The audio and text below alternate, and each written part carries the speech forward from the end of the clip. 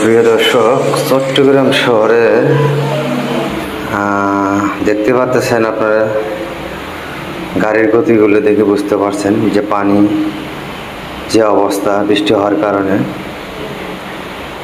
তো অনেক কষ্টই হলো। আমরা যে সিএনজি দিতে যাচ্ছি, জানি না সিএনজির লাস্ট পর্যন্ত যেতে পারবো কিনা। তবে সবাই দোয়া করবেন যাতে আমরা সুন্দরভাবে আমার গন্তব্য মতো পৌঁছতে পারি। আমি যদি একটু দেখানোর চেষ্টা করি, সামনে যে পরিবেশ, যে পানির অবস্থা ভয়াবহ, নদীর মতো হয়ে গেছে গা।